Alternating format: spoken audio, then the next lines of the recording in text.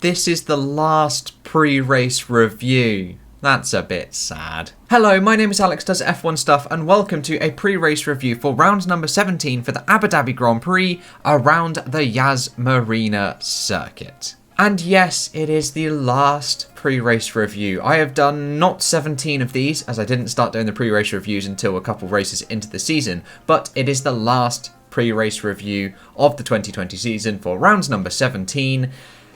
And that's a bit sad, because then the reviews are going to stop for 3 months until we end up in March. So if we just take a little look at where we left off from last weekend, Lewis Hamilton still not back in his Mercedes as of recording this episode. Valtteri Bottas' P2 is still under threat from Max Verstappen, and Sergio Perez climbs to P4 in the Drivers' Championship even after missing 2 rounds due to COVID. And in the Constructors' Championship, it is oh so very close in that midfield. Racing Point take a 10-point lead ahead of McLaren, who take a 12-point lead ahead of Renault, who are comfortably ahead of Ferrari, who are also comfortably ahead of Alfa Tauri. There are still some uber close championship battles to be decided, especially in that midfield. And the key one, P2 in the championship. If Bottas has another shocker of a race, it is possible that Max Verstappen could overcome that points haul, and that would be incredible. But just having a look at the weather for this weekend, it is 26 degrees on the Friday, nice toasty warm, pretty much no chance of rain. Saturday, 26 degrees, little bit cloudy, no chance of rain whatsoever, and exactly the same conditions on the Sunday. Slightly cooler, just 1 degree, but that's not really going to make too big of a difference. And the tyres for this weekend are the C3, C4 and C5, the softest tyres in the range of Pirelli. And hopefully it is going to be a decent race around the Yas Marina circuit. I say that because it's not the ideal circuit to end the season on, that's for sure, but we have had some okay races, I would say. Like 2010, for example, that was a decent race, but I feel not because of the racing, more because of the tension aspect. One for good racing, off the top of my head, maybe 2017 or something like that, the one that Bottas won at the end of the season. Or even 2016 as well. That was a decent one for racing, with Rosberg's overtakes on Verstappen, Hamilton backing the pack up.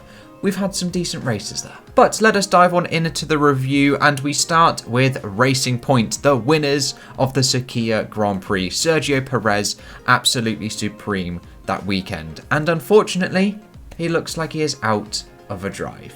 Now, as I said at the little intro bit looking at the championships, they are only 10 points clear from McLaren. And we have seen that 10 points can change. That can change so very quickly in this sport. If Racing Point have another blunder, like the first Bahrain Grand Prix where both cars failed to finish, then it's all over. It is not all sealed. Yes, they are in the driving seat, and yes, they look supremely comfortable. That car looks incredible at this latter half of the season. It is what this car should have been throughout the whole season, but unfortunately not quite. So I believe right now, saying it on Wednesday in the afternoon, that Racing Point are 100% the team to beat, and Renault and McLaren are going to be chasing. And speaking of Renault, they are up next, and they have had an awesome end to 2020. They had a bit of a tumultuous uppy-downy start where it didn't quite go according to plan, and it sort of looked like they were going to fall into a 2019 sort of rut where they weren't really going to get anything. But then we had some awesome podium races.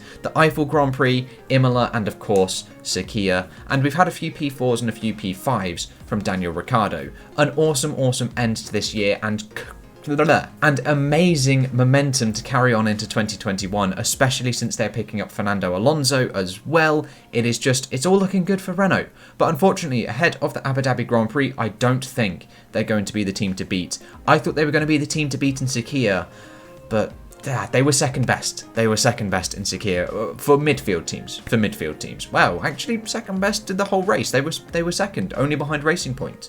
So yeah, they were second best. What am I on about? Then we have McLaren up next, and unfortunately, I think they are going to struggle just a little bit. I don't think they're really going to have the pace, especially for Racing Point. They didn't really have the pace for Racing Point in Sakhir, and I know the tracks are completely different. Sakhir was, like 75% full throttle. It was just 3 straights and a couple of wiggly bits. That was it. Whereas at least Yas Marina is completely different. It's just got one long straight and then lots of wiggly bits. So it's a completely different track, but I still think that Racing Point are going to have the edge over McLaren. However, both the McLaren boys have had an exceptional season so far, and they are so very equal compared to pretty much every other team where there is one driver that is outdoing the other. McLaren are equal, and that is awesome. But I do feel they're going to struggle, maybe possibly Q3 for both cars, but I don't know. I can't see Q3 for both cars happening personally. Then Red Bull is up next, our P4 team, and they really need to get Perez in that car. 100%, it needs to be done. I cannot believe that Perez is out of drive for next year. And I cannot believe that Albon is staying. It seems like the likely outcome that Albon will be staying for 2021, as everything that Christian Horner has been saying that, oh, we're giving Albon just 2 more races and then a decision will be made before the triple header.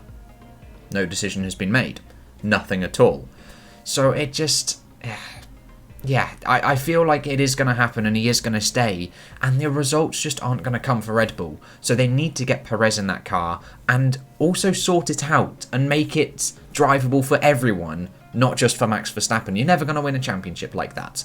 But they should aim to beat a Mercedes, and Valtteri Bottas in particular. They have the chance to secure P2 in the Drivers' Championship with one driver, Max Verstappen, and they should bloody take it. If they can secure P2 and beat one of the Mercedes this year when they have looked so supreme, that would be so cool and awesome for them to go into next year.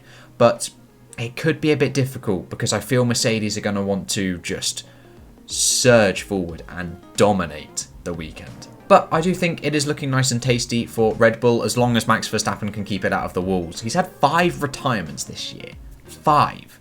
That's I think only Kevin Magnussen has had more with 6. I think that's crazy stuff. Then we have Alfa Tauri up next. More sparks are flying, and that is honestly one of my pictures of the year. That is beautiful. But yes, Alfa Tauri, they have had exceptional pace at the 2 Bahrain circuits. Both cars into Q3 for both races. That's awesome. I feel 100% that both cars into Q3 is their aim once again to end the season on a high. Unfortunately, P6 is just out of their reach with tackling Ferrari in the Constructors' Championship. It would have been so cool if they could get P6 off of them. But definitely to end it on a high, that would be awesome. And aim for both cars in the points, but it's going to be a struggle. Points are going to be a struggle for AlphaTauri, I feel. As, again, it's not a track that's very similar to Sakhir. And Dani Kvyat did exceptionally well in Sakhir, but we'll see. We shall see. Then we have Mercedes. Now, Mercedes. Don't know why I said it so weirdly. They have a point to prove. They 100% have a point to prove. And honestly, they are going to wipe the floor with everybody. If they don't, it seems like a bit of a pathetic end to this year. They blundered huge time, big time, probably their biggest blunder. Obviously they've had a couple. Their dominance hasn't been without some little holes. 2015 Monaco, they buggered it up for Lewis Hamilton. Ultimately, they still got a decent result, they still won the race, but they bugged it up for Hamilton. 2019 Germany, that's another one that springs to mind. I'm sure there are some other ones if I was to have actually researched this, but those 2 spring to mind, and they're throughout their years of dominance, and now we've had this one in Sakhir, which cost poor George Russell a win. So I 100% believe they are going to want to end this season on a high and just dominate, like absolutely dominate, and somehow just get pole position by the biggest margin, excluding Styria because it's going to be dry, and then win the race by over 30 seconds to the next non-Mercedes car.